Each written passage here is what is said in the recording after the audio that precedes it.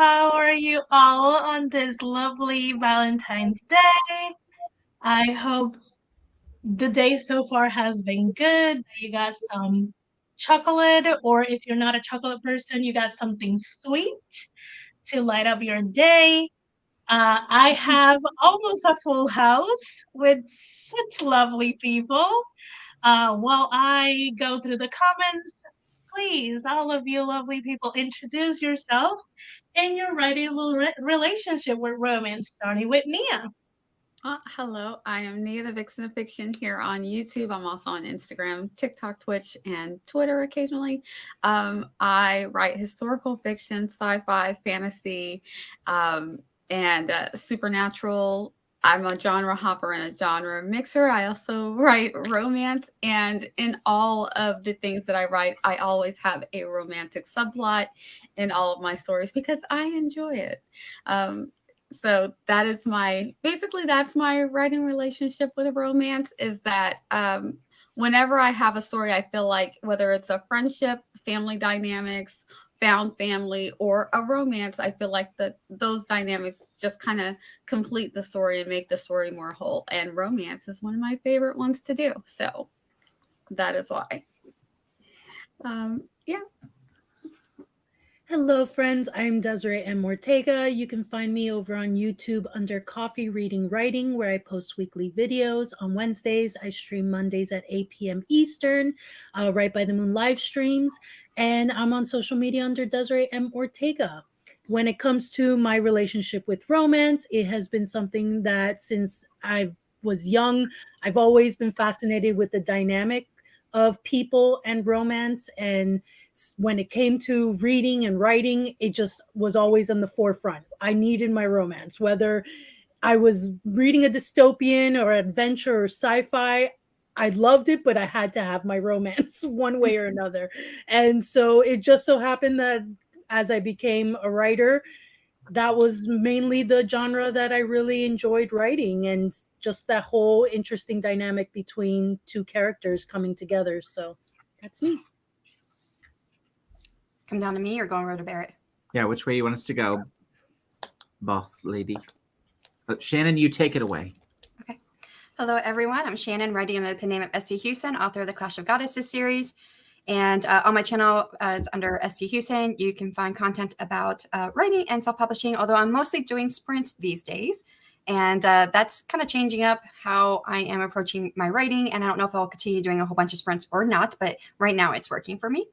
And then my relationship with romance. Well, I've read romance since I can remember, because my mom had a whole bookshelf full of romance, and this was the naughty kind of romance. And I read everything I could get my hands on. And so when I finished reading all the encyclopedias, I started in on the romance. So I've had that type of relationship. I never thought about actually using romance in my books. And I remember my master's thesis that I turned in, my first mentor that I had, he finished reading my book and he was like, I kept expecting her to kiss someone, but she never kissed anyone. And I'm like, oh, was she supposed to? So then I realized how much romance is honestly, it's a subplot in many, many stories. And so I've kind of started including it in my books.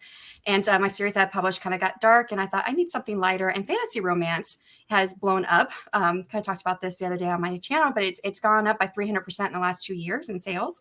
So, and I thought, well, I like fantasy. That's what I like to write. And I'm starting to include some more romance. So let's try this and see if it works. So I'm almost done with my first romantic fantasy novel now. And it's about to, it's already going to Morgan, my critique partner. And, and she's been great, saying, hey, maybe not this or maybe this. And I'm like, yes, I need this. I need someone to help guide me because I've never written romance before. So I'm incorporating her feedback now. And hopefully in about 2 weeks, I'm gonna start sending it out to readers. So we'll see if I can be successful in this. You're muted. You're muted, Tiff. And she looks so happy doing that. I'm Tiffany, TLRS Lifestyle on all the interwebs. I have a YouTube channel where we do a lot of sprints. We also do short story Saturdays. And then we also I talk about Notion and Scrivener. So come hang out with us. It's a good time. I currently do paranormal romance on Kindle Vella. And I think my history with romance starts kind of like Shannon's. My mom had a bunch of romances at the house. And I do remember she gave me one to read, wasn't a fan of one of the tropes in it. She gave me another one to read that was kind of the same. And by the third one that had the same thing going on, I was just like, look, can we just go to the bookstore and I pick something? And from then on, we were good. And so I generally tend to write more paranormal romance, but I love the occasional contemporary as well. Mm-hmm. You're also Now, Barrett. Hi, Better.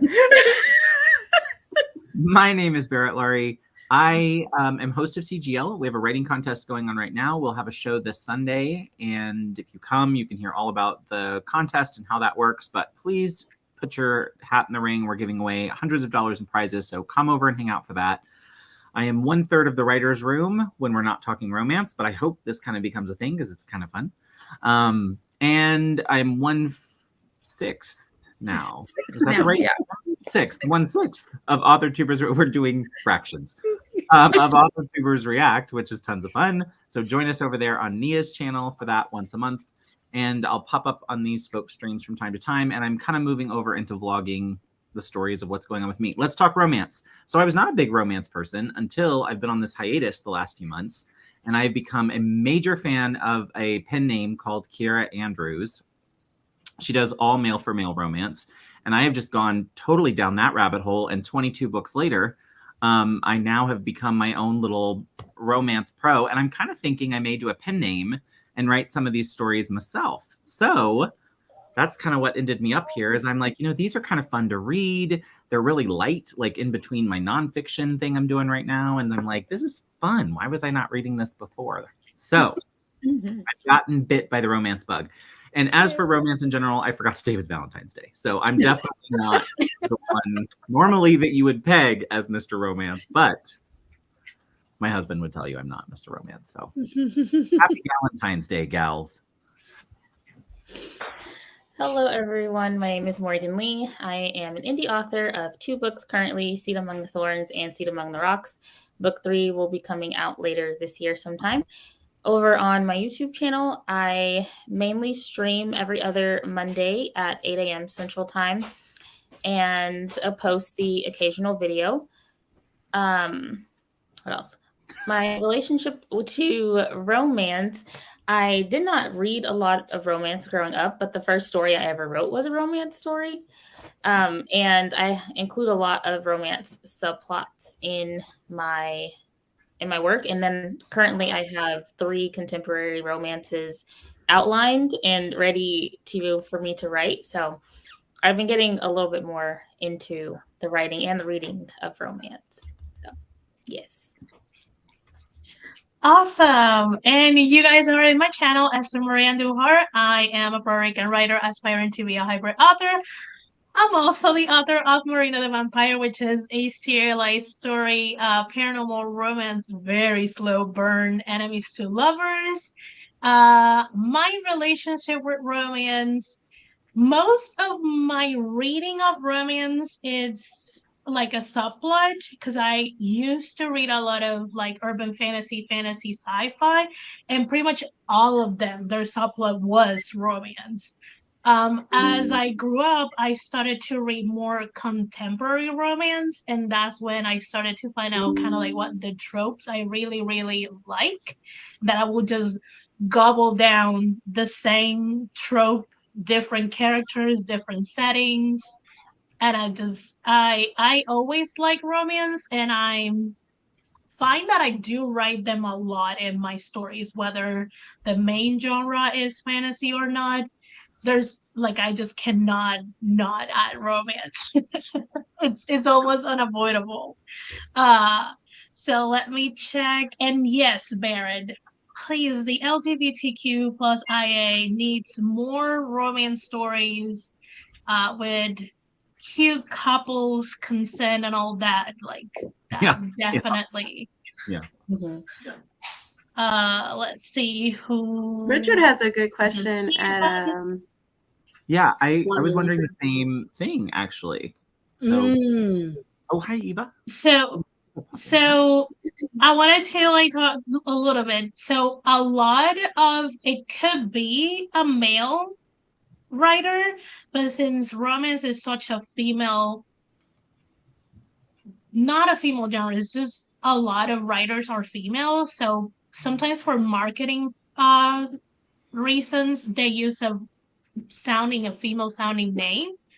Uh, you will be surprised how many of those sounding female names could be Well, and a I person.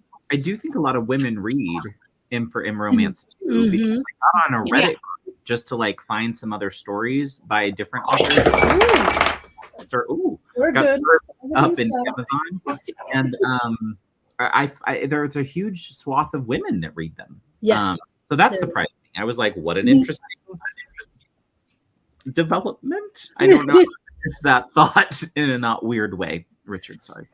It's just Yeah. me and Esther were just discussing this Yeah. the other day. Yeah, Guys, this is what's very the- interesting. So, anything paranormal or urban fantasy, it's gonna have more than human characters, like your vampires, your werewolf, your shifters, witches, Ghost. Yeah, a lot of ghosts. ghosts. Yeah. What else? I'm kind of blanking on. Like I And don't want there to is tell elf or fae because that is fantasy. yeah. They're Now more than some of human, these but they're a different race. yeah. Well, but and some of these 'cause do crossover. even- There's some crossover There between is some crossover. witches and with some shifters. There is some crossover, but it's usually a lot with the setting. It's with paranormal. It tends to be usually more recent, more contemporary, or it can be in historical fiction as well. But it's the otherworldliness of it that leads it more to fantasy versus what's going to be paranormal. If you've got some of those same creatures, witches and not elves, witches and shifters and things like that. So in my research, all of this paranormal romance is fantasy romance. It's what Nia said. It's a setting. So you have paranormal romance is more urban contemporary, where fantasy romance includes that. But what I'm writing is more like an epic setting, epic fantasy setting. Okay. Yeah. And I have shifters. I have all kinds of shifters. It does have a lot to do with the... I always have shifters in my there's shifters in my fantasy and in my paranormal. Loki. Sorry, my dog wants a little attention. Well, All right. Yeah. So I'm gonna go ahead and read the romance genre definition by the Romance Writers of America, because this is what's pretty much gonna be the base of the main topic of the Romance Writers Room. And hopefully we will be able to shed a brighter light into one of the most discussed topics when romance it's talked about. So I'm gonna look the other side because that's where I have the notes. So the two basic elements comprise every romance novel is a central love story and an emotional, satisfying, and optimistic ending.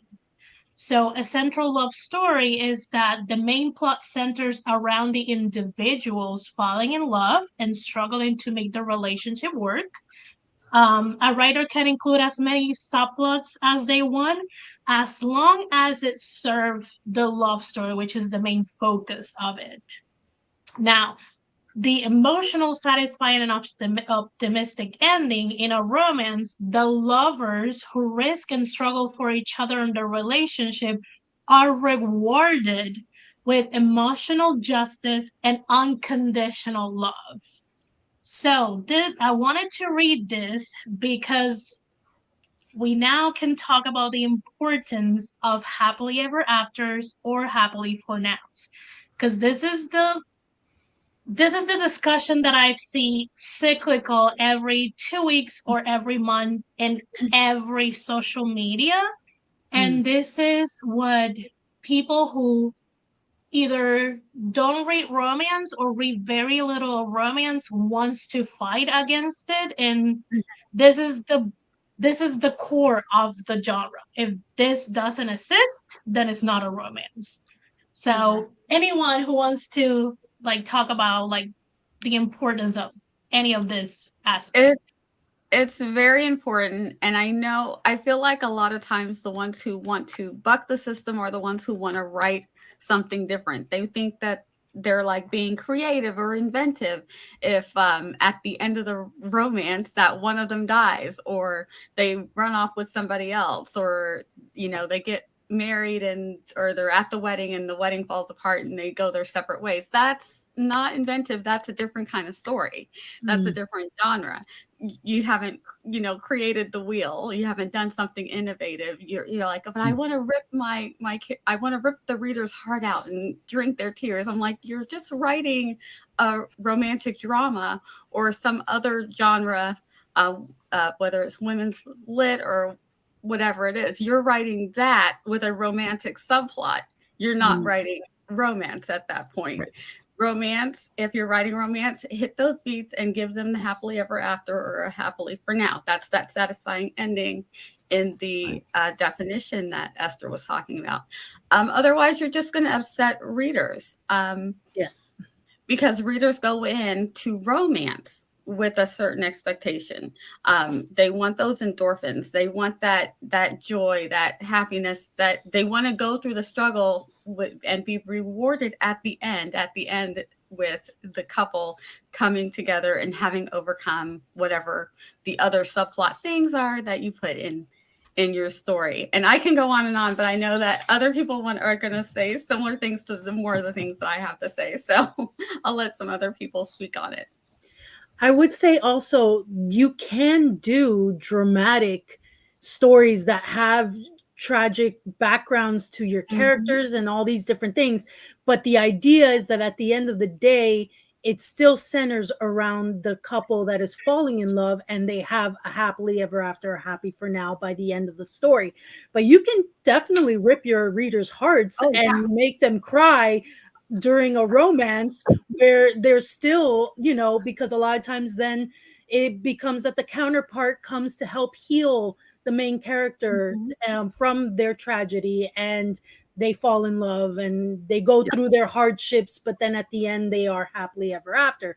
So there are many variations to play with when it comes to the romance genre. It's just that the core of it has to stay the same, which is the central love story and the happily ever after, happy for now. Yeah. You don't want the reader left with their heart being ripped out. Rip their heart out throughout the story and give them the satisfying ending that they want. Being a new reader to romance. So I, for instance, thought Nicholas Sparks was romance. And then I realized, oh, wait, it's not, because they die in the end. I'm like, oh my gosh. But again, I think that's kind of the idea, right? It's those kinds of stories where people say, but it's a love story throughout. That's a love story. It is exactly that. No, but I think with Nicholas Sparks, his idea, and and maybe this is why people think it is because a lot of times the characters somewhat heal from the loss. And so people think, oh, well, that's a happy for now. But it's not the two main people, the folks that are supposed to be together that are happy for now. It's just like, oh, one of them has just learned how to live without the other one, or one of them has just learned some type of valuable lesson. And I think that's the core of it, is that they do have to have, whether it's male, male, female, female, male, female, poly, whatever, the main central couple needs to have a ending where they are together. Mm-hmm. Now, what I would question is, we don't mess with the HEA. Do not mess with it. When did the HFN come in place? Because that's kind of messing with the HEA. I mean, what does it mean? What does HFN mean? A lot of times, if there's a series or the couple, like you can see that they come together but you don't know that they're going to be together forever. Yeah. But for now, things are great, and we're going to leave it at that. See, I always look at it. Interesting. Yeah, go. I was gonna say, I look at it as the happily ever after is when you get that scene where everybody gets married or someone gets engaged or something like that, and they're happy for now. No, maybe they just decide to date, or maybe they move in together, or maybe you see like the romance that's coming, like the years that are coming, something like that. Yeah, it also helps if it's a series. Whether it's connected or interconnected, like you can give the reader a happy for now and promise them eventually somewhere along later books there's going to be a happily ever after. I'd have to say I find this often in series with the fantasy romance that are in the epic settings. I don't really read the urban contemporary fantasy romance, but I see this is where authors will have 4, 5, 6 books, and it's the same couple throughout. But they'll have issues, and they're by the end of each book, they've figured out their issues, but then a new issue comes up or whatever. Exactly. Usually. Yes. See, I've just read one like that. It's a kind of an urban fantasy supernatural. It's got all the shifters and things. And it does just that. There's a foil person in every single one, but you kind of know she's not going to be with whoever the foil is or the ex, and that central person by the end, they always have some sort of coming together, and then something happens, outside of their relationship that leads into the next book. And then somewhere in the next book, they have where they're separated for whatever reason, they go through the things, but by the end, even if they get with somebody else, by the end, they're going to find their way back to each other. And then the next book. So, yeah. I feel like the HFN is kind of came recent years as a modern take to the happily ever after. Because see, for me, I've always been a fan of if they're together at the end, for me, it's a happily ever after. But I think a modern conception came that it was like, oh, let's go for a realistic aspect of couples and say happy for now. We're not, because you never know what can happen in the future, just like in real life. For me, I'm like, personally, I'm a HEA person. So I'm like, for me, if they're together, I'm thinking they're happily ever after, period. Yeah. But a lot of people like to look at it in a more realistic dating sense. So I feel like it's a modern take that came in recent years, like a decade, but recent years. Yeah. And I think it has a lot to do with the explosion of YA over the last 15 or so years, because realistically, are these 17-year-olds gonna be together forever? So we're gonna call it a happily That's also age-wise, like romance and YA, and maybe like very upper middle grade. There's no way that people will believe a happily ever after when they're like teens. But a happy for now will work for them. Now, is this an adult? Like, I'm in the hair team if it's adult romance. I'm like, if they're together and this is a standalone, they're together. That's my fantasy ending to the romance. They're gonna be always together, riding to the horizon. That's it. I don't need to know anything else. Now, if this is a series, I'm like, okay, I can deal that you're giving me a happily for now because you're just gonna keep like throwing wrenches to the relationship, but I'll better have a happily ever after at the end of the series. Yes. If not, I'm gonna be mad. Yes, exactly. I have seen a lot of authors who are writing that happily for now series. They'll put in each description on Amazon, I promise these 2 people will have a happily ever after at the end of the series. Oh, because they have to kind of market it that way, sort of, I guess. So then people keep reading through the series, knowing that eventually there's going to be an HEA. Because they're not going to be mad. Yeah. Wow. I mean, yeah. Yeah, they'll be like, just call it a fantasy then if it's not a romance. Or romantic fantasy. Romantic fantasy is supposed to be main plot is fantasy with romance subplot. Yeah. not a fantasy Did we romance. inadvertently answer your questions, Barry, about Happy for Now? Or Yeah, no, I think so. That makes much more sense. Yeah, I think I was more looking for like, what's the point of it? But definitely makes sense for younger readers for sure. I mean, definitely. I do think with adults, it almost has to be in a series though, right? Because it couldn't work if it's a standalone, right? Or do people try it to will do really put people out, especially people like me and Des were like, give me the happily ever after. I need to know. I We're love gonna be it. Why are you okay. trash? But, okay. Oh, go ahead. Does the happily ever after, like, what is the representation of happily ever after? Because like Oh. I'm thinking of like Disney movies, and it's always a wedding. It's always they got married and they're together, and that's they lived happily ever after. But like in fiction, like what is it that signifies a happily ever after instead of a happy? For me, it's if it's they're pride of together, I'm okay. But I know for the genre, like the true mark is either they get They say yes to marriage, engaged, or they get married.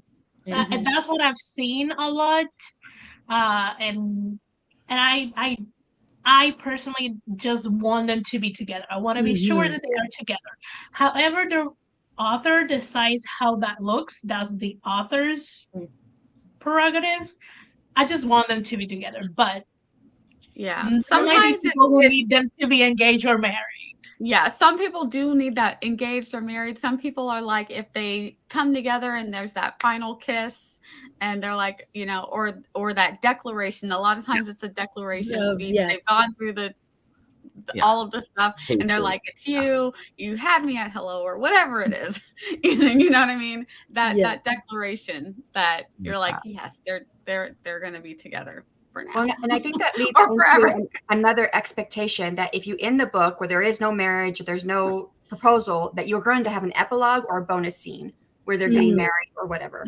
Well, and I was just going to throw out, because I've noticed, at least in the M for M romance books, it doesn't always end in engagement or marriage, but it's interesting. It ends in some sort of like Nia was saying, the declaration. There's like a declaration, usually it's public. So there's some sort of a like public declaration, because I'm noticing about half of these someone's closeted or like working their way out, which I'm like, ooh, that could be a new lane you could go down where you don't have to have that in the story. But it's usually like simple as a moving in together, or like I noticed in the epilogues there's like a trip that looks like a honeymoon, but they don't call it one. Like there's like a bonus saucy scene at the end kind of thing. So I wonder if it's also a little bit different for the like subgenre as far as like who they're marketing to, what that HEA looks like. Because I'm trying to think, I bet I've only read one or two where they get engaged or get married of the 22 that I finished of hers so far. There's only two where it's like official. The rest of them, they're like, yeah, I'll keep you around. So that's why I asked the HFN, because I kind of thought those felt a little happily for now, but now that you've explained it, they're more solidified than that. And there is the declaration of love thing. And, you know, yes, I like a guy if they're not out. But they don't go all the way with like marriage or engagement. So interesting. And I think it depends on the reader. It's very interesting to see what the reader thinks, because for me, for example, like I was saying, for me, if they end up together at the end and they love each other and they said they love each other and blah, blah, blah, then I'm like, okay, it's a happily ever after for me. Right. Same. So I feel like the happily for now, just recently being like a decade or so, came into factor like more commonly and started changing up what that looks like at the end. But for me, I'm like, if they're together and they love each other and they're doing life together, then that's a happily ever after for me. But I know also the market and the industry is specific about it. First of all, I'm loving these love stories in the chat. Like, Diane, yours should be. Like, I'm like, that is a romance novel right there. 629. Yeah. Well, like I've been engaged 3 times. I have 1 wedding set. I met my husband at 629. We had our first undated 729 and married 929. It happened that way. My exes were sad and surprised that I said I do. I mean, you are a wonderful person. Of course your exes will be sad. They are hugely missing out on a They're fabulous lost. lady. They're lost, Mhm. totally. And I hear when you know. And so even though it's like you went through all these other engagements and they're surprised that you actually said yes to this person, because when you know. That's what I've heard. Yeah, Rachel shared, I actually knew a woman who I love after having met the guy 3 days. They were married for almost 40 years until his death. Told me we just knew and we stuck to it. Wow. That is I love that is that. awesome. Yeah. I love that. I want to go through some of the things that I starred. Yeah. Obviously, if you are looking for something that is not romance related, check out Richard Holiday's Prize War. He just recently released. I think it was yesterday the release day. Mhm. Yeah. So check that out. Support fellow Congrats, author Richard. tubers. Woohoo. Kelly, the lovely Kelly, was like, yeah, people think they're changing it up, and it's like, leave the hair alone. Darn it. Amy is like, in my library science master degree, which in the current state, librarians are the media experts in the US. Yes. So it was confirmed that books need hair or HFN to be considered a romance. Jennifer said that she prefers Happily for Nows to Happily Ever Afters, but I write series that have romantic subplots where the romance is in the background to my main plot, so I prefer to make it messy. That makes sense. Yeah. Rachel was I actually have no idea how to write romance. Well, here we are. If you need Romancing the Fate is a good starting point. Also, if you need to jump ideas with people, this is why the romance writers room exists. Despite how much of a romance goblin I am, you will be surprised once you sit down and start writing. Yeah. It will make sense to you because you will feel like, wait, I like instinctively know this is what happens because I've read it so much. Also, Emma shared the hashtag respect romfic on Twitter is worth checking out for romance writers. Quick question: is that is it a hashtag that's about writing romance fiction, or is it more like just talking about the genre and like what should and shouldn't? I'm just curious because I haven't caught this. I can quickly check it out, and I can answer that in a little bit. Oh yeah, she's my Twitter. Twitter whisperer. Kelly said, not everyone needs a Disney Happily Ever After. I do agree, though, that the Happily for Now is a reflection of modern dating. That's true. So it depends dating is hard, y'all. Yeah, because not everybody wants to get married. So Right. And relationship can last without marriage. Like if you're committed to your significant other, and it doesn't make sense to get married, just go ahead and live your life. Love your significant other. Eva said, Happily Ever After and Happy for Nows are the most important, just to add to the rest of everyone saying so. Amy was like, yeah, even if you follow the Romancing the Beat story structure, a declaration of love is a beat you have to hit near the end. Yeah, that's the grand gesture. I think it's how it showed on the Romancing the Beat. It's somewhere around there, I think. Where I left to. Okay, so he was like, I met my guy in August, lived with him in September, but waited close to 5 years to get to marry. That's fair. I stayed the night at Ricky's house on our first date and never left. You're like, I live here now. When is your person is your person. And I think that's one of the things people love about romance, because it's about finding your person and staying with that person. I was the white book where I met my boyfriend in bookstore looking for a book for grade 12 English class, and we've been together for 10 years next month. See, that's the love story I want to experience. I love that. I'll give mine really quick. I met my husband when I was a senior in high school. I was 18, and the guy I was dating flaked out right before prom. And my husband swooped right in and was like, I'll take you to your prom. And the guy was like, wait, what? And that was that. I'm like, where is he now? It was like being rescued. I was like, what in the world? This dude is not flaking out on me right now. Are you kidding me? My husband's like snuck right in on that. I love that. That's awesome. I knew I liked the rest is history. Nice. So Kelly says, I guess you could. Logan and I had a forbidden dating ship, but yes, as soon as we met, it was like we were the only two in the room. Mm-hmm. Yeah. So is that like forbidden love kind of, or like the like Romeo and Juliet thing? Is that sort of that trope of like I would imagine, because like, why would two people wouldn't be able to date if it's just because other family members are holding a grudge? That's what I'm right. That is like completely not related to the people who are actually falling in love. Right. I don't know anything about Kelly's husband, but I could think of an age tragedy. Sorry, Eva. I know.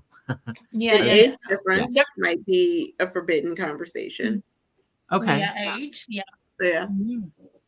Or I guess different. So yeah, they're both alive and happy together. People, Kelly and Logan love each other very much. Yes.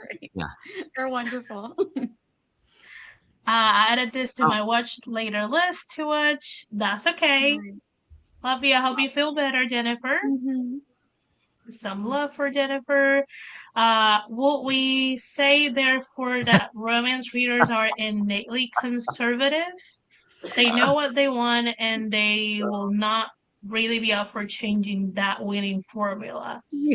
That is an interesting question. That is interesting. I will say they know what they want in the end, but you can they will swing all kinds of different ways trying to get to that ending. So I will say this.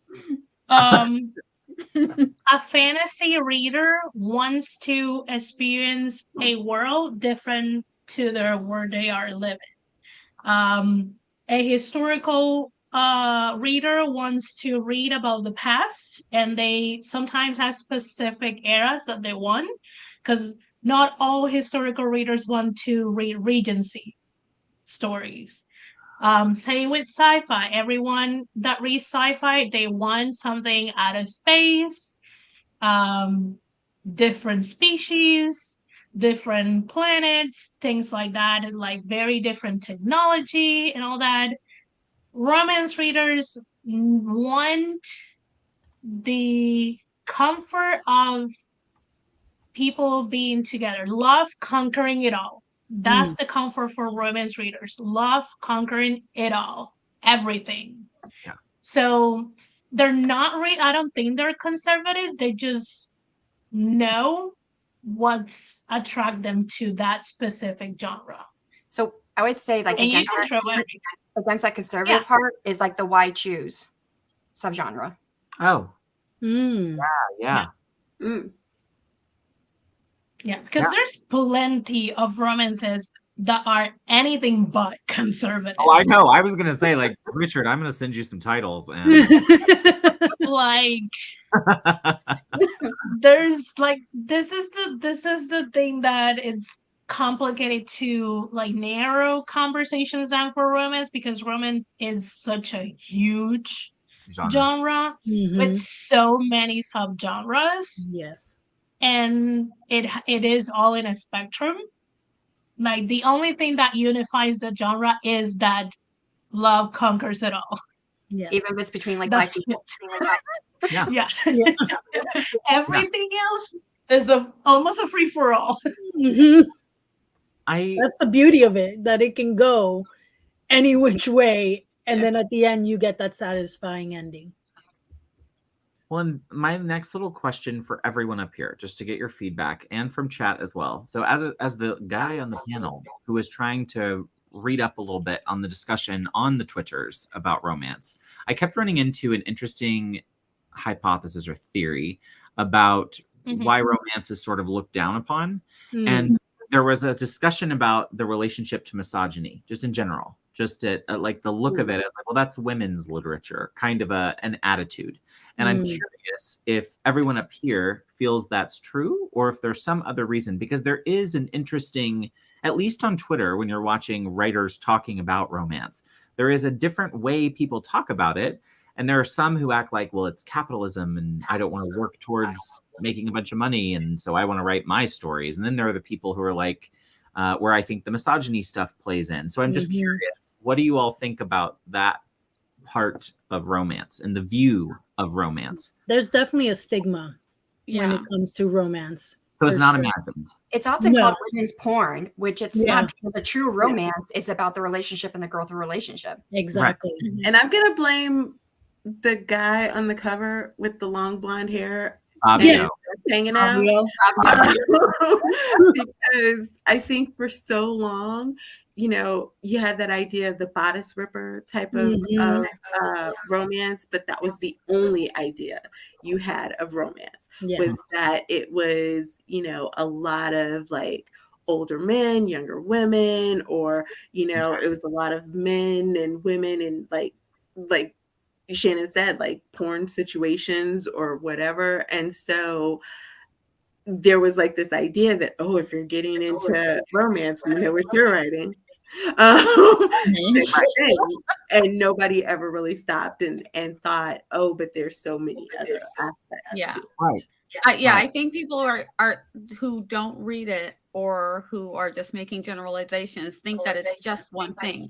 And it's just, I mean, it's, the range is humongous of what you are wanting when you go in to whether it's a sweet romance where at the end they might, that happily ever after could be that they just hold hands all the way to the other end of the perspective. So there's so much in between. So if you're not reading in it or you're just making generalizations, you don't know. And is there misogyny in some? Yeah. And I think a lot more back in what was things that were written in the 70s and 80s.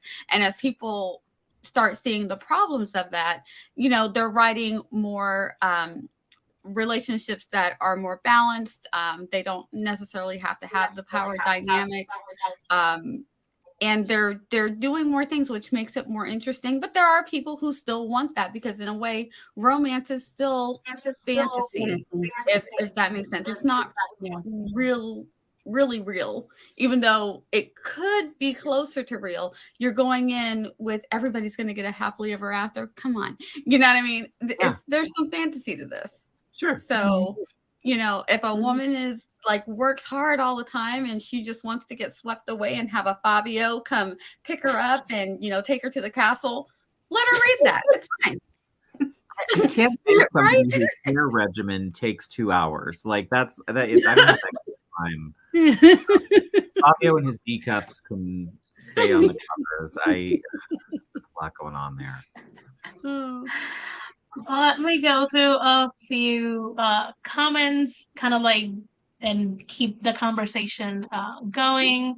Diana is writing her first romance this year. She is terrified. You're around really good people. Don't fear. I will need this place as reference. It may leaning you to those people. You're more than welcome. Yes. Emma did let us know that the Respect Romfic hashtag is about respecting the genre itself. Yeah. Diane says that love doesn't need marriage, but however, do the paperwork do protect your loved ones.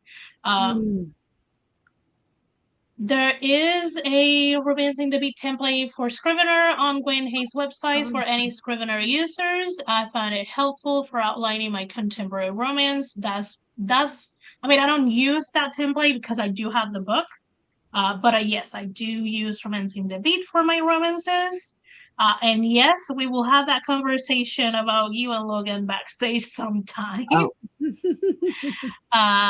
So women write it more, women read it more. Of course, it's hated on. It's one of the reasons. Also, I would think like it since it's one of the highest selling genres. It's a money maker everywhere. I think other people, other writers who may not be in the mentality of like racing up fellow authors because they think that's gonna hinder their own journey might think that way, that they just had to like stump it so they can have more paths. You know, that's a mentality they need to work on themselves. Emma says that in romance readers were the first to really get into ebooks because they read so much. Yeah. And they still are pretty decently priced unless it is by a traditional publisher who's like, why am I paying a paperback price for an ebook? For an ebook. But I digress. Real conversation. I have a paperback. It's one of the first romance books I ever bought my whole entire life. On the book, it says it's $3.99. To buy it as an ebook, it is $7.99. What? That's ridiculous. These were my first two romances I ever bought. You'd never know it. I mean, these are like 15, 20 years old now. I don't think you'd really know it from the covers. No. You would just think it was just a regular romance. But it was also a different time. So maybe they were trying to sell books differently. So they can attract everyone. Well, or at least gay men may buy them in regular shops, you know, not in just gay-owned bookstores. Probably was, or more what I thought. Because I bought those from Borders. So I wonder if the covers look differently. Borders. I miss Borders. I know, Borders. That sent me back. Yeah. They have different covers even now, Barrett. I would look it up and see what covers they have now. They might have I think they're using the illustrated covers a lot too. I've seen that's the new and a lot of times they do change the title too, because titles and covers change most writers say every 3 to 5 years. So if you want to get continuously discovered, you probably have to budget in changing covers and changing titles. How do we feel about romance covers? Like, what makes a romance cover? This is interesting. Yes, and it's different for fantasy romance too. I'm in love with. Honestly, I'm in love with the illustrated covers. I think that they're not only are they discreet, they're cute, they're adorable. They can be arranged. This past month I've read several, and they range from completely closed door to the door all the way open, and they all got this cartoon illustrated cover, and so I think it's great. You can be reading anything. I love people. It's just got the cute little cover. Yes. While talking, everybody's like getting their books. Like, wow. So just to give you an idea, I don't mind. I don't have a huge preference. I have a preference for fantasy, but not a really huge preference for romance, because I expect the cover to tell me kind of like, hint me if this is gonna be like something sweet or something steamy or spicy or something like that. So, for example, Sarah Sutton, most of her books have this style of covers. Yeah. And I adore this because it's like, this tells me this is a YA romance. It's the people in it, the font, the line page, like it's just right off the bat, I know what I'm getting to. And then you have Mia Allah, which is by Alexis Daria. This is more of a, even if it's illustrated, let me solo myself for a second. Yes, there we go. Yes. It is more, you can tell there's probably going to be some steam in it just by how close they are to each other. The clothes that she's wearing, the colors, like this is what I get for covers. If it's a really, really, really steamy, then I don't mind having a half-naked dude on the cover, because I'm like, okay, it's gonna be quite hot. I might have to take some breaks, take some showers. So I just downloaded. I may have to be like, oh, sorry. Sorry. These are like fantasy romance, and they're all over the place. I don't know if you can see them, how they're set up. They're oh yeah, okay. Oh, wow. Okay. So is But the these- color thing, someone said in chat, do we think that's true? Like the darker the color, the more spicy, the more vibrant, the more kind of rom-com-y I level think of that tea? Or I think the fantasy romances have more of the vibe of the Vibrant color. vibrant because they want you to know that it's a romance, but also it's fantasy. So it has a little bit of that fantasy cover element mixing. A lot. I'm not going to lie. A lot of the romances look like these. Yeah. That's become the trend now. Yeah. But I think it And- does depend on the specific I'm sorry, you wanted romance. to show everybody? Because you know, some of the paranormals and the fantasies, like what right. Shannon just showed, it is very much like about the bright colors or about some of them don't even have pictures anymore of people. Right. They just have like a dragon or you know, a wolf or like something. Yes. Or like Beautiful. pictures and different things like that. Yeah. Great cover. And so it's very, and I don't know if that's to bring you into the urban or the fantasy idea more so than the romance, or if it's because those particular readers maybe don't want folks to know that they're reading a trashy romance novel. You know, whatever it might be, but it does depend on, I think, the genre or what your subgenre is to romance. Depends on. And also it depends on the time, the season, because a lot of authors are now changing their covers. Like, you know, like Esther said, every few years there's a shift in what the color in the cover trend is.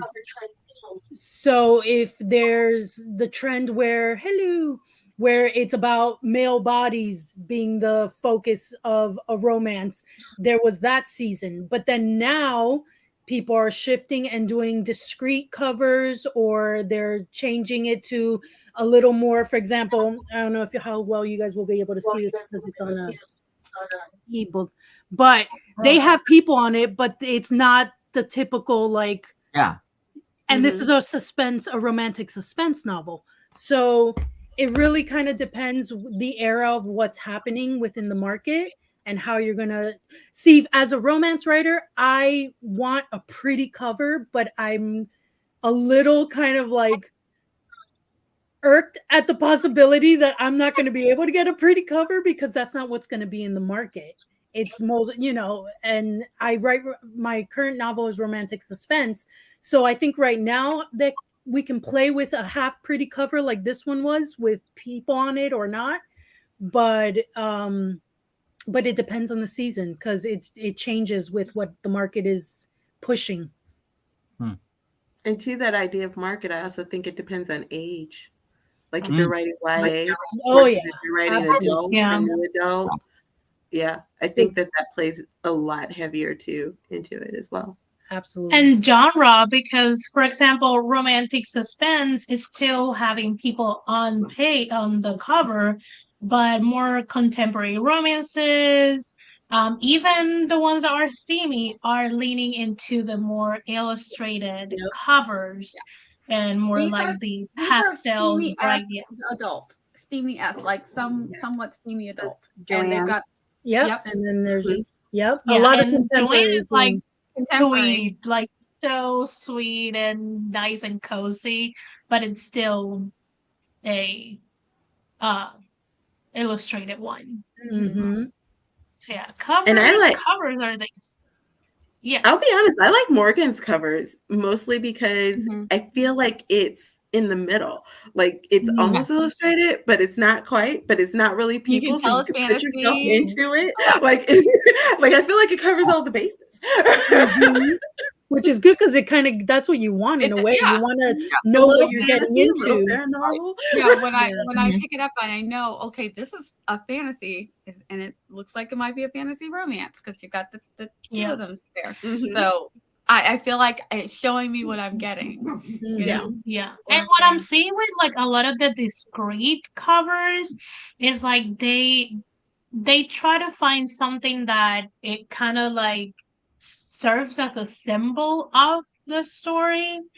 Like I see it a lot with like fantasy romances and more like very steamy romances, where if like a rose is something very significant, that's gonna be the cover, or if it's a ring, or if it's a necklace, or if it's a pair of glasses, just whatever object that ends up being a symbol ends up in the discrete cover. Um, at least that's what I've seen. Mm-hmm. Mm-hmm. Sorry to get us off topic. Anything? Just curious about the covers. No, that's good. It is a big factor. So when it I comes wanted to romance. drop this here for a hot second for you guys to discuss. I'll try not to say much because it's not well documented, but I don't have any regard saying that I hate Akatar. I hate that series. If anyone wants the books, just let me know. I think I have the first 3 and the novella, which was a waste of my time and money. If you want to take it out of my hands, please do so. But I yeah. don't know what Tell this us how is. you really feel. I don't know what this is.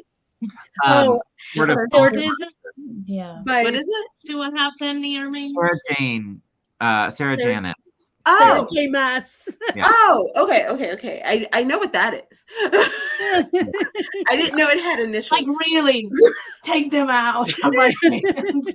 Yeah, Oh, okay. I didn't know it had initials. Okay. Yeah, yeah, because they're so long, Yeah, so people Akamath. now Akatar and yeah. So is it? Oh. Okay. I've never So read this. Rachel I asks, don't know. isn't Akatar the same with much older man in position of power and a very young girl who isn't well educated or worldly and isn't still the hype or something? Mhm. I think because of the fae, fantastical, I think paranormal and supernatural kind of runs into this same issue. If you have someone who is a fae or a vampire or a ghost or something that has lived for a very, very long time, and then the romantic interest human esque partner that we're seeing the story through, they are 16, 17. It does have an ick factor, but some people like that, so go for it. I guess I'm not going to. I'm like, let's discuss that for a second. Like, who are the people that are like, I love those grown ass men and those teenage children that are unworldly romance? There's a large group. No, of I Well, do. technically, that. her Akatar series, it should have been labeled as an wanted it to be adult Yeah. because all of them are over 20 in like human age, the humans in that story. And the scene, But since her like- Throne of Glass was like very hype and very much a YA story until halfway through, that they still label it as a YA because Trap Pop still doesn't want to, and Bookstore doesn't want to make space for new adults. Now, I only But read the Alcatraz first. is very much an adult, but On I Amazon, only half read of the first series book, but is- she wasn't 20 when it started, though. no. I think she gets older. she was over Yeah, she was 18. in Avatar. Yeah, she was she was over 18. Okay. But on Amazon, But as the series progresses on Amazon, the series is labeled as adults and not young Yeah, adult. which it should That's be. pretty interesting. Interesting. and this is why they changed the covers too, because they rebranded it as an adult, so they changed the covers. The covers that I have are the old ones, Yeah. the very first covers to kind of like sort of match the vibe of the Throne of Glass series. Mm-hmm. I had so many Yeah, opinions. it's hard when it's like fantasy and one is not a human and the other is a human, that the age gap is gonna be like, this is something I deal with because Marina is over 200 years old and Ethan is like a 20 something guy. It's So 1,000 years there's a difference huge, between mine. Yeah. there's a huge age Turns like the gap. line Like, 1,000 years. Yes. Yeah, that's my unavoidable. yeah, in my historical sci-fi or historical supernatural, my one vampire, the guy vampire, is almost 200 years old, and the girl vampire who is like the subplot romance she's going to get, she is something like 400 years old. So anybody that she meets in modern times at best going to be in their 20s and 30s. Yeah. And so it's just something you just have to work with it and hope that you're doing it in a way that your readers appreciate. I mean, if you get the ick factor, maybe when you're writing it, maybe think, if I'm already getting ick, what is my reader going to think? But if you're okay with it and you're like, this is why I'm okay with it, then you're going to find readers who are also going to fit in that group that are like, we're okay with it. So you've got readers who like all types of different power plays. I think it depends on how you write the characters, because you can have someone who's 500 and still a kid, you know, like mentally or emotionally or whatever. And you could have someone who's 15 and because of life experiences is more adult. So it depends on how you write the characters. And I think for me personally, in the conversation of a lot of these YA stories where you do have these older men, younger women, or something like that, I think it has more to do with the not necessarily just the dynamics of the relationship, but how toxic some of the traits are being brought in, and they're in the relationship, not necessarily because of the character. And so I think that depends on how you write it, whether it's, you know, again, like someone who's 500 and someone who's 16. Like, you need to figure out how to write it where it's not like these crazy dynamics that are showing young girls traits that are toxic, that they might grow up looking towards, like, oh, well, this proves that he loves me. No. You know, you have to look at where you're basing the relationship before you look at how you're bringing the characters in my opinion. Yeah, that is true. So Amy asked us a personal wit question. Would you consider an urban setting romance between a human and a, however that word is said, like Ursula from The Little Mermaid? Would you consider the monster romance or just paranormal romance? Why Kraken romance is a monster romance genre, but that is much more human than Kraken, so I don't know. If I would consider it paranormal.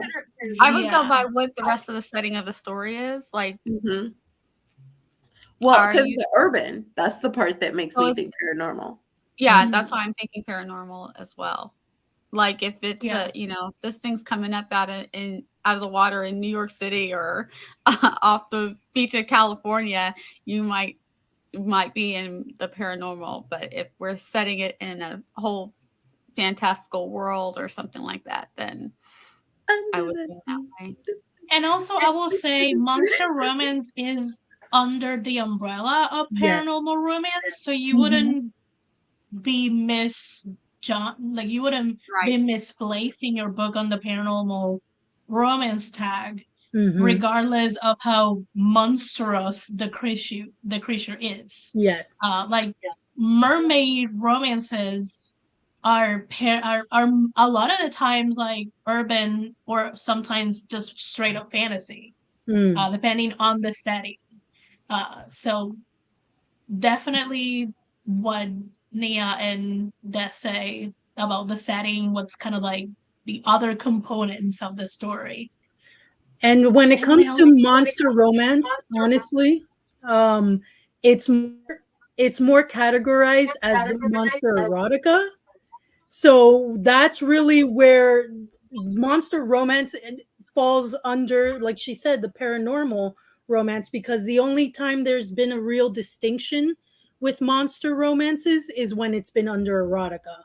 That's when now it's been put monster this, but it hasn't really been something that has been clarified for other genres. So because it falls under the paranormal.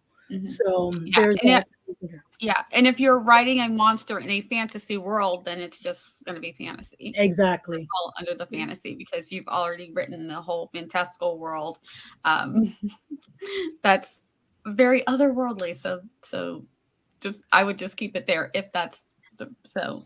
Go with it with the urban. Yeah. So we are at the 1 hour and 5 minutes mark. Let's do a little bit of a sample workshop critique so people kind of like know what they can expect. Which of the, like, do you guys want to do both of the meet cues? Do you guys have a preference for one or the other? And I want to preface this to everyone. I just shared the first draft of both scenes. So you guys feel like if you're bringing a piece of your writing, it doesn't have to be extremely polished. It doesn't have to be like query ready or anything like that. We will meet you where you need help. If it's brainstorming, we will meet you to do that. Yes, ma'am? I just want to say, Savion, it was great to see you because I know we haven't seen him in a while. Yes. So as he's leaving, I just didn't want us to miss him. Yeah. Hi, Savion. Thank you. Thank you. Good to see you, Savion. Can I just say to Amy Barrett, Cole? yeah.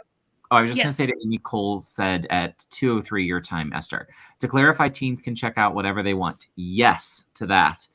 We just don't put a Court of Thorn and Roses in the subscription box program, which that's more what I meant. I'm not about not about trying to tell kids, limit what kids can read. If I were working in a school, I would say to a 15-year-old, like, hey, check this out. You know, like, so yeah, that's all I meant. So do you guys have a preference? Do you want us to go through both? I'm okay. Like I don't care. I share my things pretty much everywhere. Writer, so yeah, I think if we have time, let's do both of them. That way, people can see because with the two different genres, what it feels like. Yeah, because so for people, let me share the tab. Let me. Let's do this. Let's forgo our faces for the sake of the example. Yeah. And I'll see if I can maybe yes. Oh, yay. So people can read it easier. Okay. So let's start with Marina the Vampire. This is just a portion, it's not the entire episode. Is a paranormal, slow burn enemies to lovers, serialized romance. And this is Ethan's POV, is the love interest. Do you guys want me to read, or do any of you want to have a very dramatic reading of this? I mean, I'm never against a reading.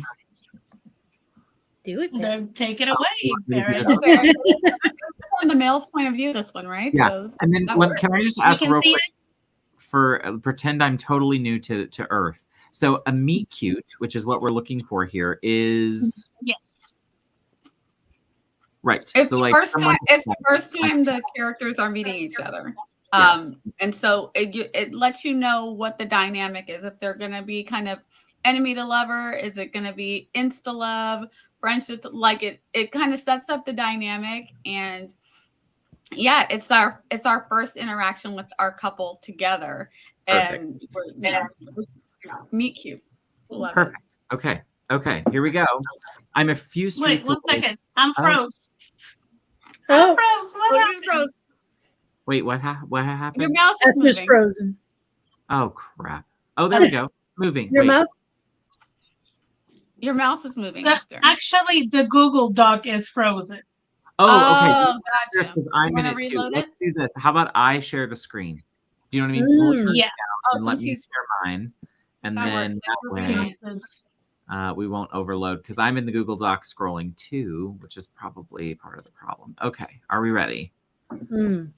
All right. How do I make it giant though, like you did? You have to do the. There you go.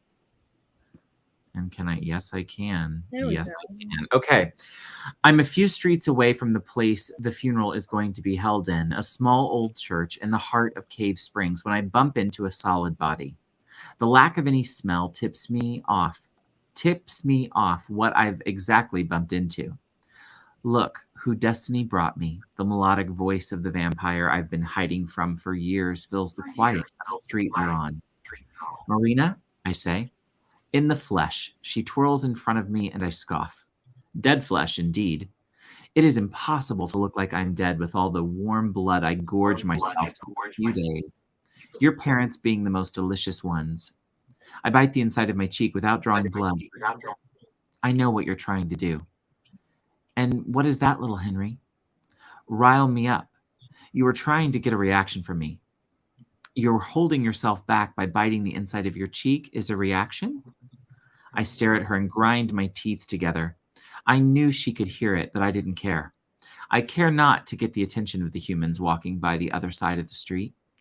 I need to keep us looking as we are, just having a mundane conversation. She sighs. Like your parents, you care too much about things. Of course, you only care when it is convenient for you all. It has never been too hard to find an excuse for killing a human. If you need to tell that to yourself to keep killing us to sleep, then go ahead. Marina steps closer to me, close enough to lean into my space and whisper into my ear, "Did you forget I don't sleep?" I narrow my eyes at her. Of course I know vampires don't sleep. I also know some of them, the wealthiest, walked during the day without burning into ashes. What resources they can tap into is something no one who isn't a vampire of their status knows. Maybe I should try to find that information before my time is up. If she doesn't decide my time is up today, right now. I bet they don't know you are already in Cave Springs. I could kill you and dump you to be buried with your parents. Her nose touches mine, and I almost got cross-eyed trying to look at her. This is the first time I've seen her in the flesh. I've only seen paintings and some photos. Those don't give her beauty any justice. I blink a couple of times, trying to chase away those thoughts. It doesn't matter how beautiful Marina Majuka is. She is the one who has single-handedly killed my entire family, a predator moved only by blind revenge. Besides, almost all vampires are beautiful. They tend to only turn humans with good looks. I've learned it helps when they are seducing humans for blood or when they need to get their way out of trouble. I'm talking to the vampire whose only purpose is to kill me as the last living Henry. No one in the Hunter families here knows I'm here. I could die and no one would know better. She could not only bury our names in history, but literally bury me into anonymity. Don't stress out that little heart of yours. I'm not killing you right now. She caresses my left arm before grabbing my wrist. Wow. So let's workshop the scene, however you want to go about it. Don't feel bad if you want to be like very harsh. I'm okay. I really liked it. This is just for people to kind of like have a feel of what we can offer. So go ahead. You're muted. Nia. I'm going to say this just because it's the first one. I'm sure that a lot of these have already been corrected because you're just showing us your first draft. But what we would go through is I would say there's a couple of places where there's like some tense changes that you might want to, try to catch those and keep it all in the present. Like I would say, like, I stare at her and grind my teeth together. I know she could hear me. I would say I know she can hear me. Just little things. So those are some of the things that we would do. But like I said, we know that this is Esther's first draft. And then one thing I would reword is her nose touches mine and I almost got cross-eyed. I would just rephrase the end of that sentence just to make it a little bit cleaner. But other than that, I really like this as an enemies to lovers being cute.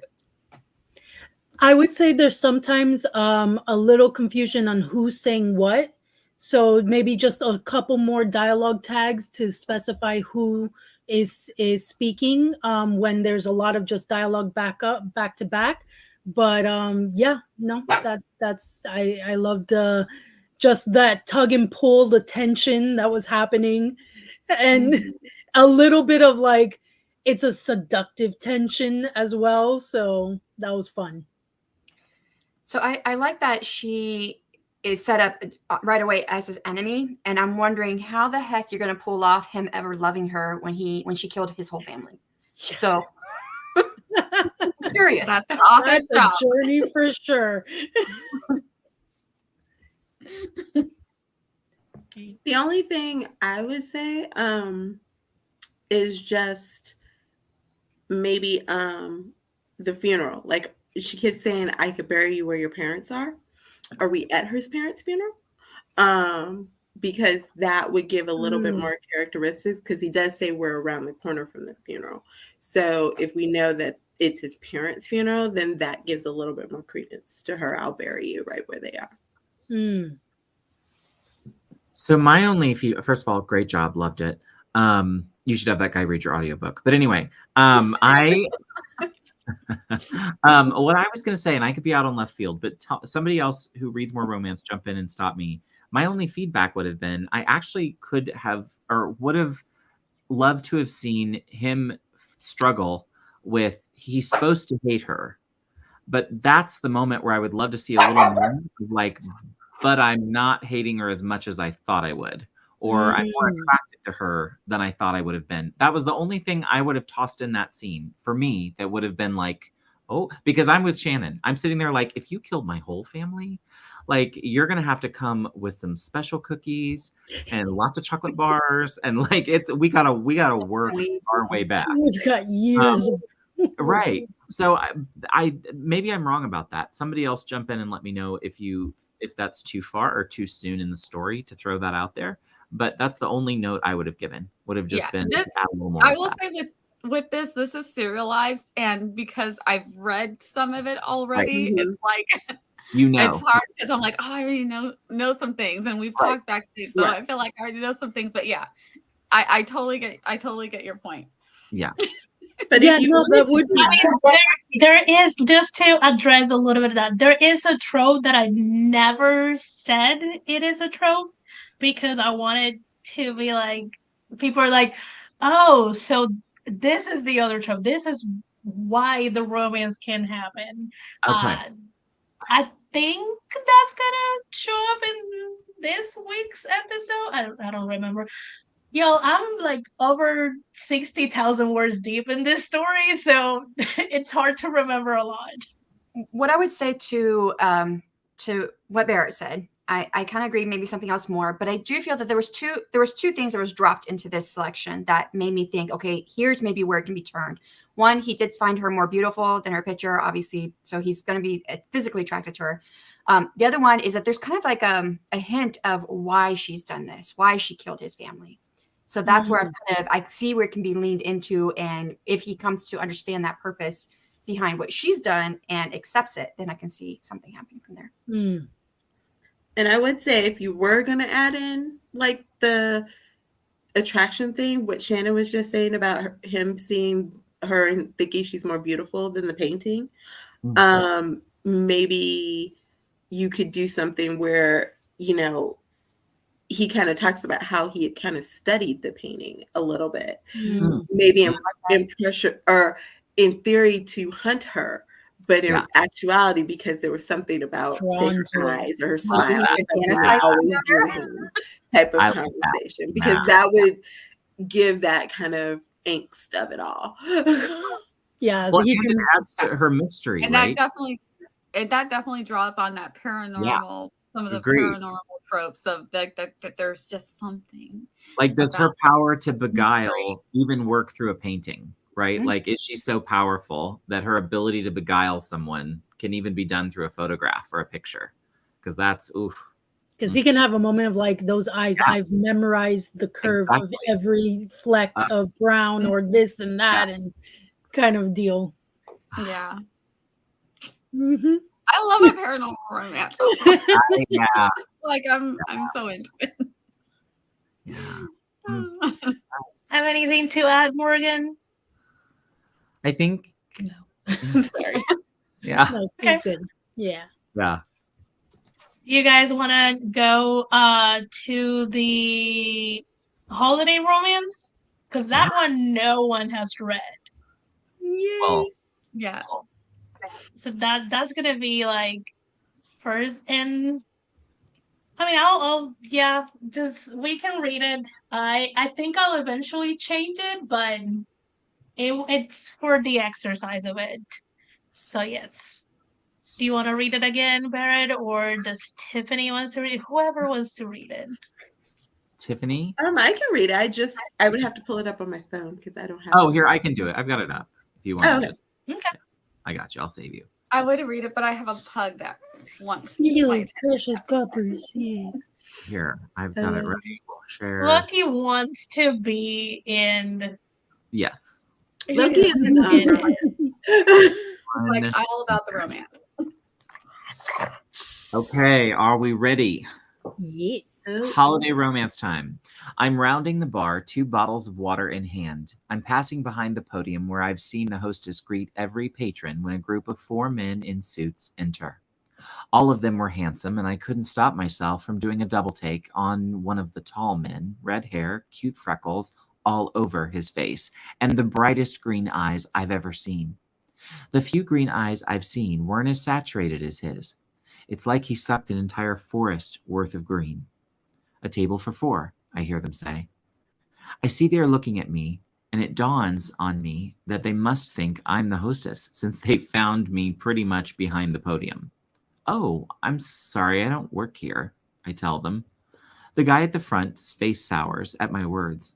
His blue eyes stare at him as if I was his subordinate. You just came out of the bar area of the restaurant. Only staff can go in and out of there, he says.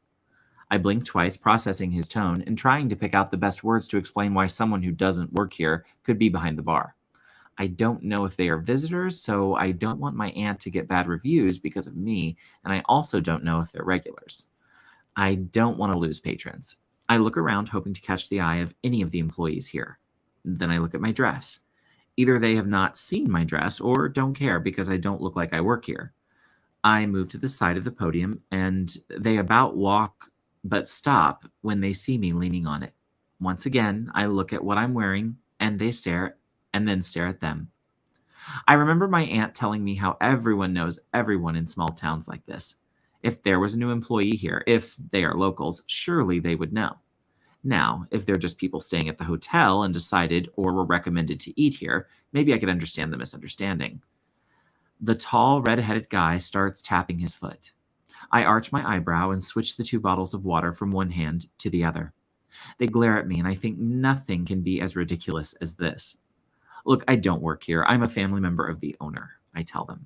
Nice try, lady. We know everyone in Miss Boyd's family. Green eyes guy says. Really? Even her relatives in Puerto Rico? He presses his lips together, almost disappearing out of his face. I thought so.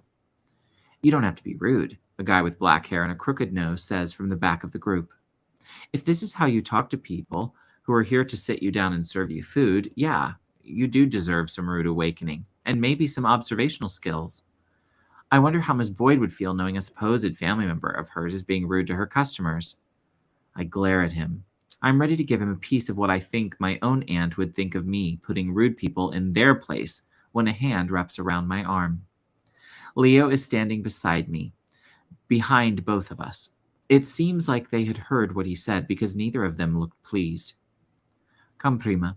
Let mommy deal with them. Some people got promoted and their heads are way too big, Leo says, and pulls me toward the small stage tucked in a corner of the main dining room floor of the restaurant. I told my niece everyone here is nice and welcoming, and there you 4 acting like asses to her the first time she's here. Don't even say it's a joke, because I'm sure if you did that to Lauren, I was now too far to hear the rest of it, but by her body language and how their heads kept getting lower, I know she was scolding them.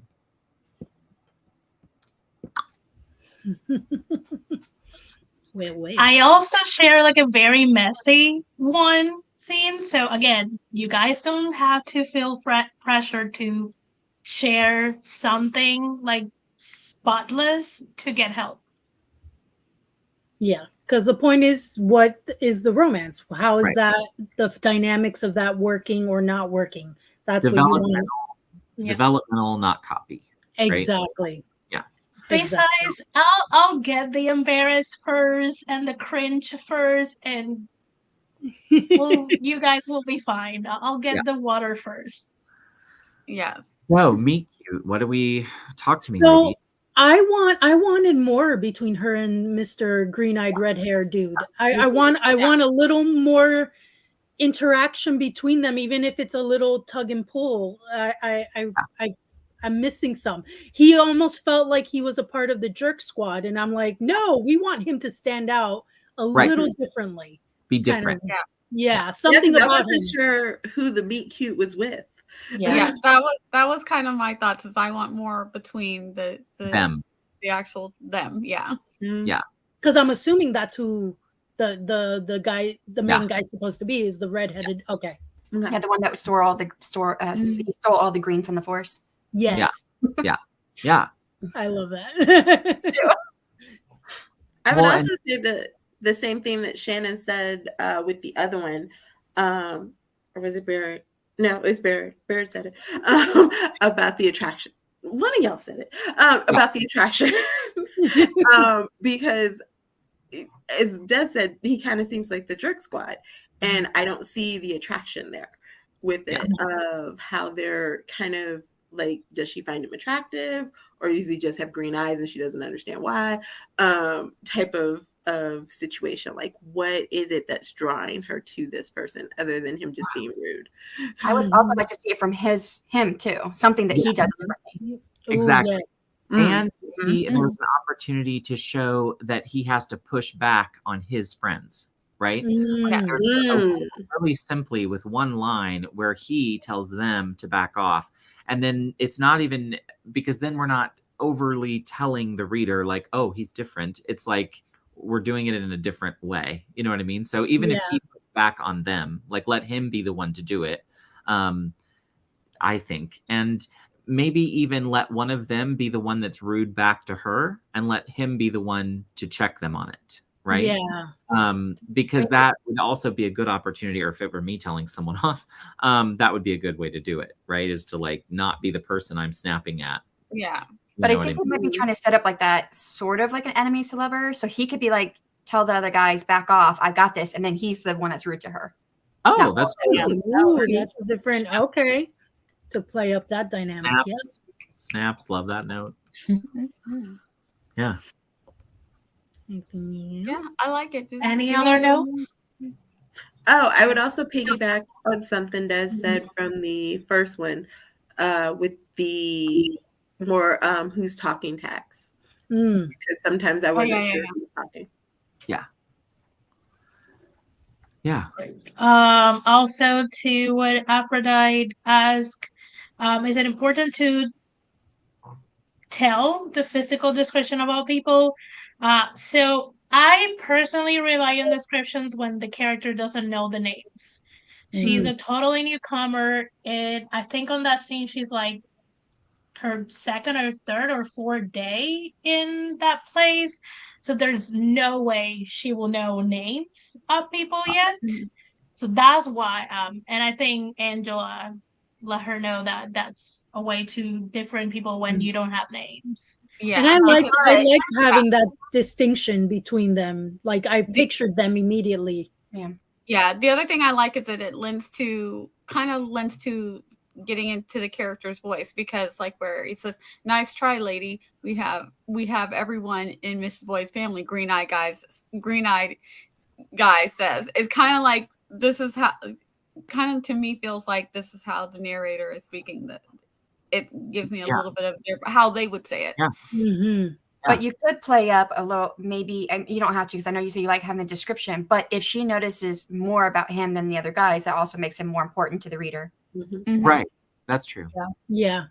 Because something about him, her attention keeps going to. Right.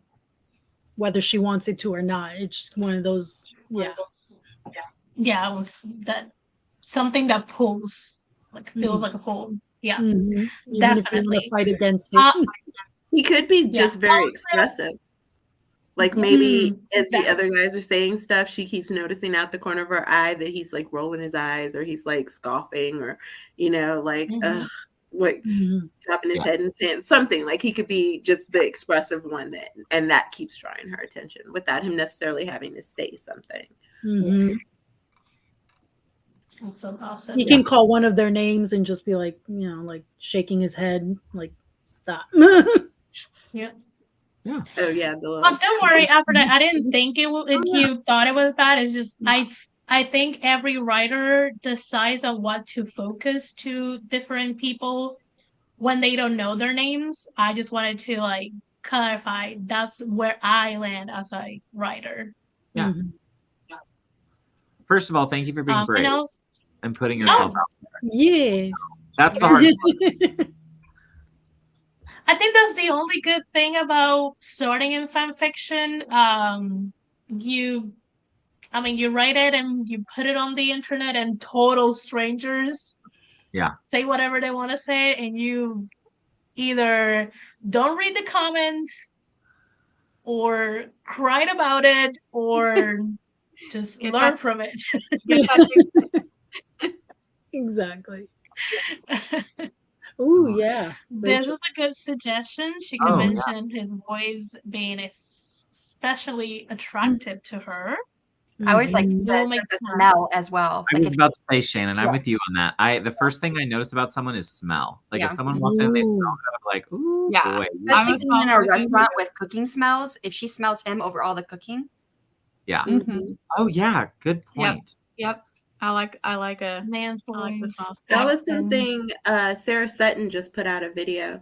You mentioned her book earlier, and she was talking about how, or no, I think it was a podcast I listened to, and she was saying how when she's figuring out her romance, she always goes with the five senses. Like, is it scent? Is it touch? Is it like smell? Is it taste? Like, what are the five senses? And that's how she figures out kind of how to show the attraction between the two people.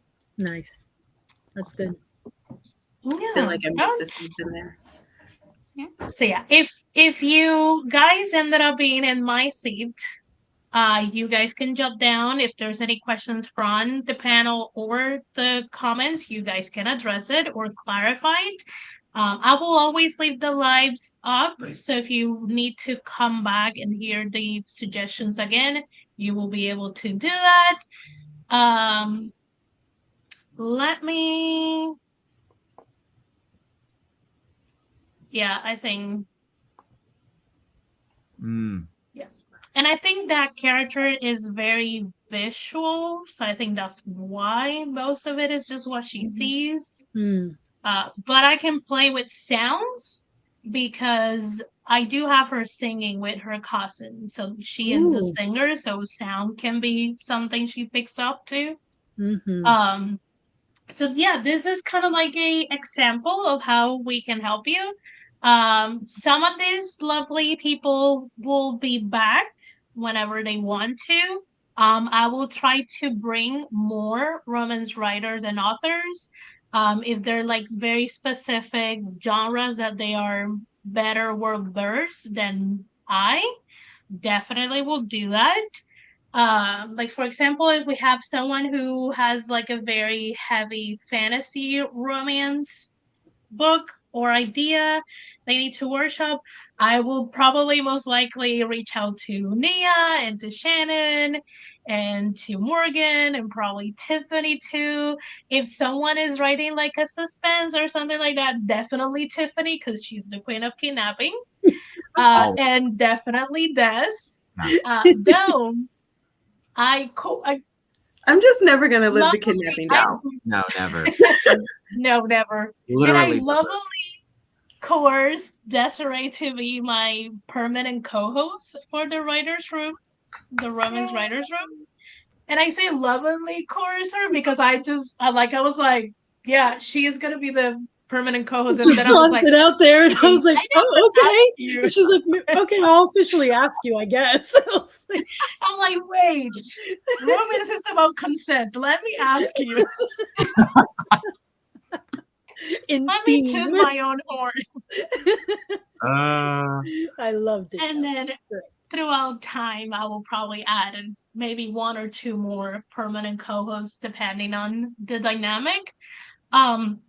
Also, Diane asked, what romances are we reading now?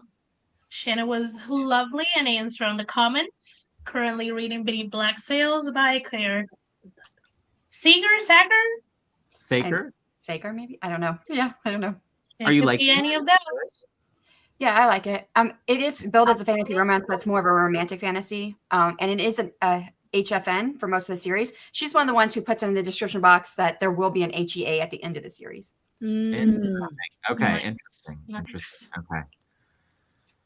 Oh yes. Barrett, share, love, hate, and clickbait or clickbait? Clickbait. I got an extra A. Sorry. That's okay. By Liz. By Lisbo. It's really, really cute. And like I said, so far has not disappointed. This is one my librarian recommended, so I think it's a trad pub book because I got it through the library. So nice.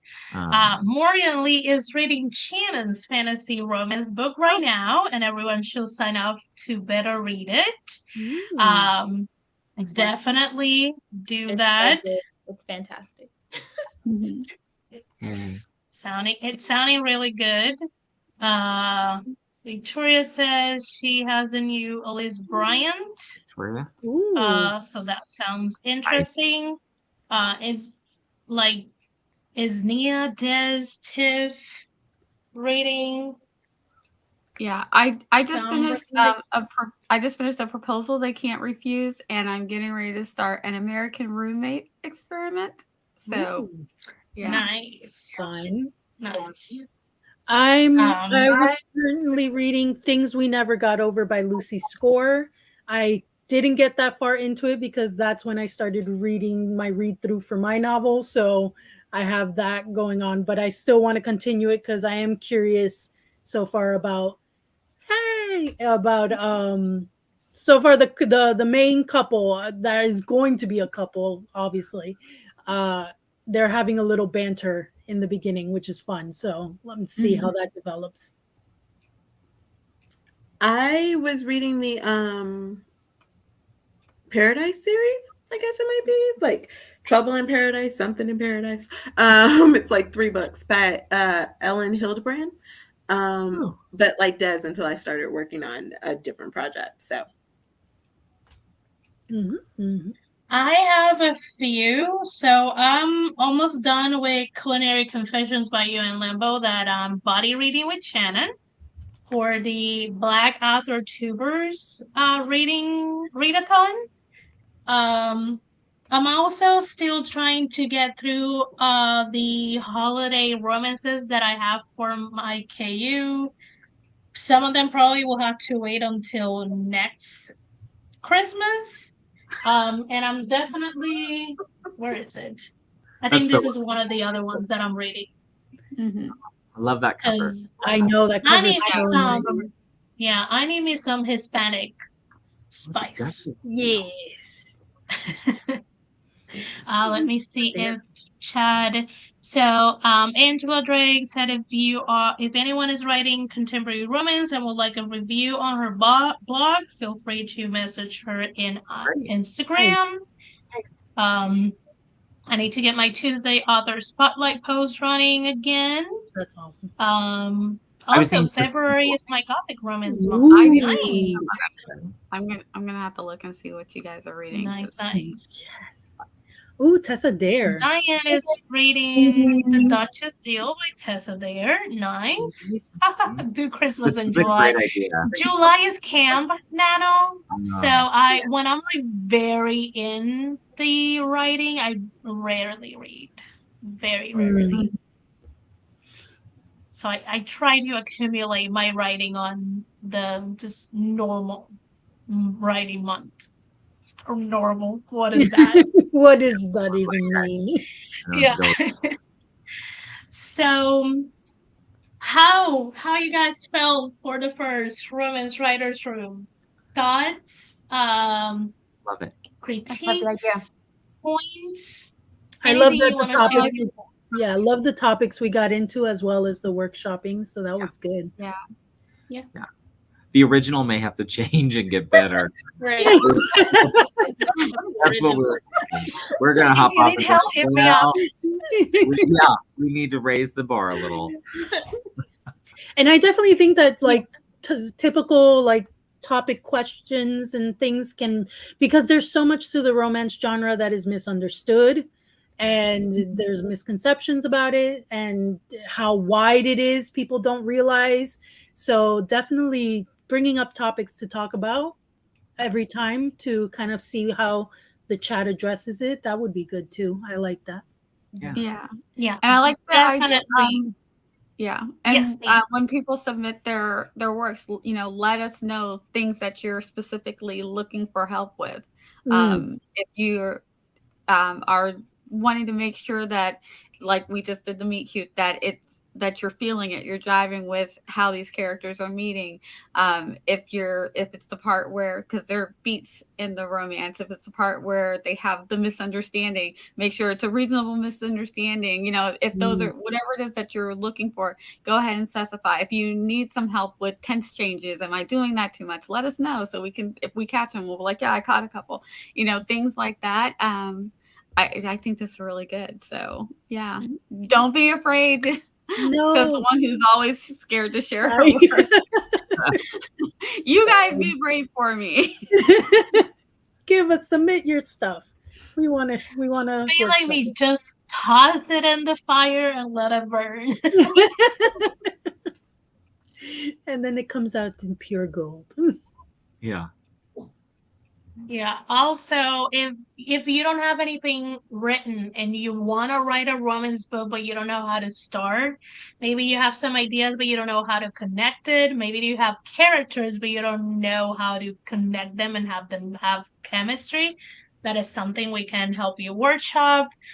There's plenty of authors and author too that are awesome at character relationships and arcs. Some of them are fantastic in tension. Like, this is a great place to use the community in a very positive way to level up on your writing and your craft, and also create community. Because you all have been fantastic. No one has like said anything. I haven't had to like time out anyone. Even Richard behave, but usually he's like very chaotic.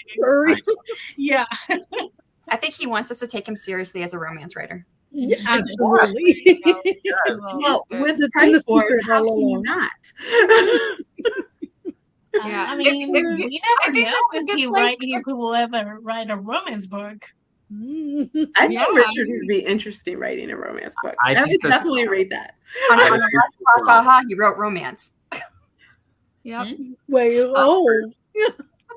not wrong.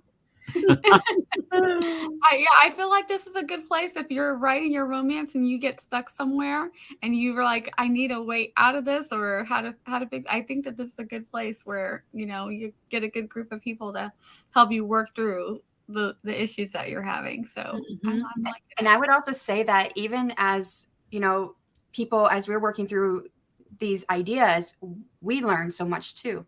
Yes. So. Absolutely. Yeah, because I just wrote my first contemporary romance. It's the first time, and those who went through Nano with me, I was throwing everything in it because there was no fantasy. I'm like, it needs something else. And then I was like, wait a minute. I think I wrote two different stories because I was throwing so many things in. With fantasy, there's always magic and the shifters and dragons and something fantastical. Like, there's so many things happening. And I'm like, what's happening? These two people.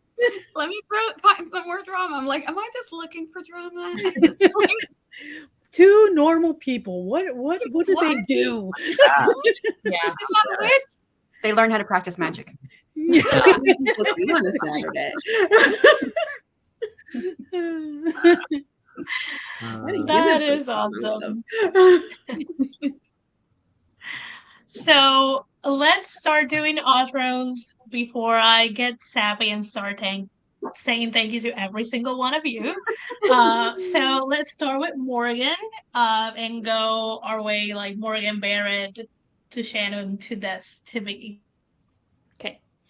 Hello, everybody. My name is Morgan Lee. I'm an indie author of 2 books right now. The first 2 in a dark fantasy trilogy, Seed Among the Thorns and Seed Among the Rocks. Seed Among the Good Ground will be out sometime later this year. over on my channel, I stream every other Monday at 8 a.m. Central Time, and that is about it. All right. My name is Barrett Laurie. Over my channel, I share vlogs about what's going on in my life. I do CGL, which is this Sunday. We've got a big writing contest coming up with large prizes. So come over and check that out. I'd love to have you submit. What else do I do? Oh, Writer's Room. I do that with Morgan and Dan. We're going to be making it better because we need to. And then I'm 1/6 of AuthorTubers React with Nia the Vixen of Fiction, and I hang out with all these lovely people whenever they will have me on their channels. So I'll see you around. Have a good time and keep romancing people. Happy Galentine's Day. Hello, everybody. I'm Tiffany, TLS Lifestyle on all the interwebs. I'm 1/3 of the writer's room, or the OG writer's room, I guess now. And I also do PJs and Scribbles every other Thursday and Saturday Shorts every other Saturday. So we have one coming up this Saturday. And I have a romance, thriller, paranormal, whatever you want to throw at it, story called Come Find Her over on Kindle Vella. And you can always join my book club on my Ko-fi to get some behind the scenes information and read some other things that I'm working on. Thank you, everyone, for coming. My name is Shannon. I write under the pen name of S.C. Huston, author of the Clash of Goddesses series.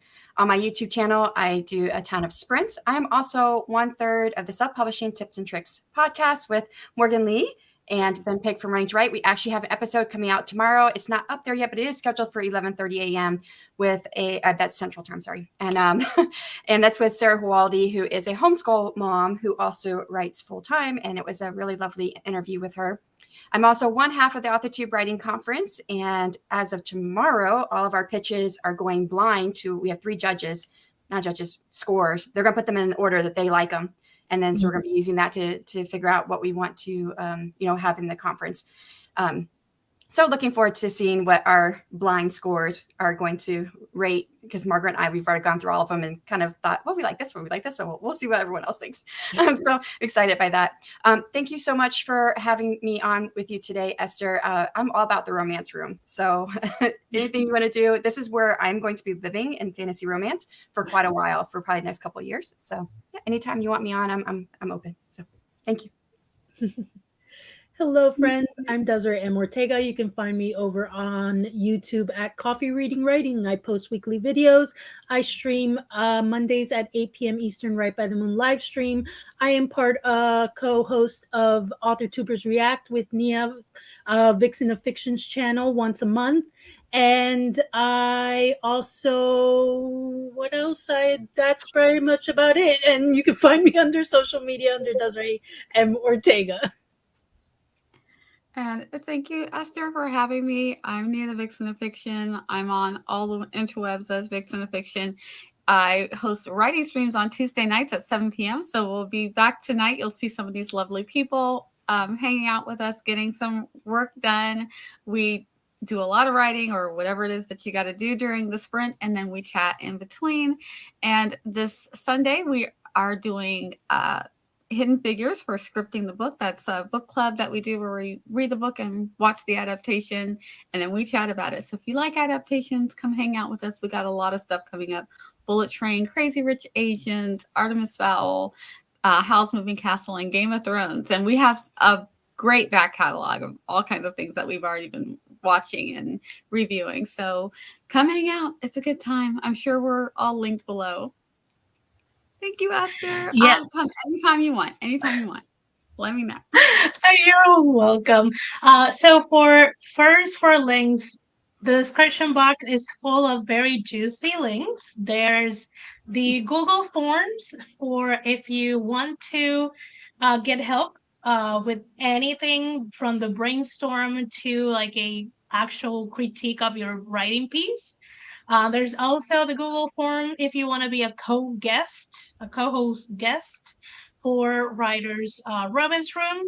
There's also links to all of these lovely YouTube channels. There's also links for everyone who has books out, whether it's a villa, a trilogy, 2 books out. There are there. There's links for coffee pages. There are links for newsletters there. There's all of the links. From the queen of the links. Yes. Yeah.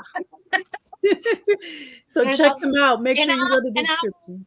I will make sure to add the Instagram links to all of them in the description box. If you guys weren't able to catch them on the live chat, I'll put them on the description for later. So that is a good question, Shannon. I will say I will probably will. So Shannon asked me if there's gonna be a word count limit for the submissions for like the written part of it. I think it's gonna depend on how many people I will have like for critiquing on a specific month. Um, and depending on what exactly they are needing to, I think time-wise, I don't think more than I would say 3,000 words, and that's could be pushing it. Yeah. Because that's pretty much a pretty lengthy chapter. So I don't think it will be more than that. Probably on the shorter side.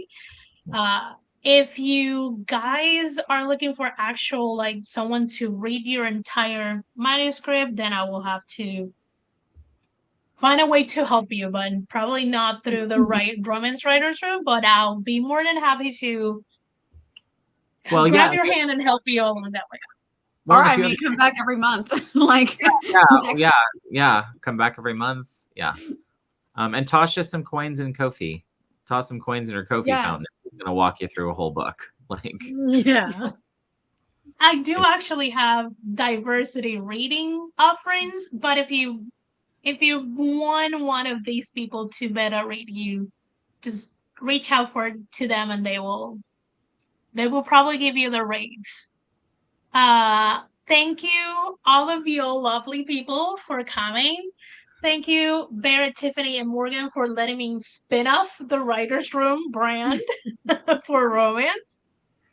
And thank you for coming to the first live. It feels like I'm getting like the fairy be like, you're good, go ahead. Fly away. Also, thank you, Des, for let me lovingly coerce you to be a co-host. Thank you for inviting me to be a co-host. I feel honored and I'm excited. Romance is my jam, so I'm ready to absorb all the romance we get in the coming months, and it's going to be exciting. I'm excited. And also, thank you, Nia and Shannon, because you do guys have the more fantasy, like epic fantasy spectrum of it all. So I am blessed to have these people as my friends, and they somehow like me. I don't know. Are likable. Yes. Very. So, and thank you everyone who came and watched and just say hi and liked it. I hope if you're watching the replay and you reached the end of it, that you enjoyed it. And again, any possible link you will need is probably in the description box, so check that out. It's the time to wave for a ridiculous long amount of time because StreamYard is that ridiculous. Thank you, everyone, and see you at Nia's. Bye. Bye.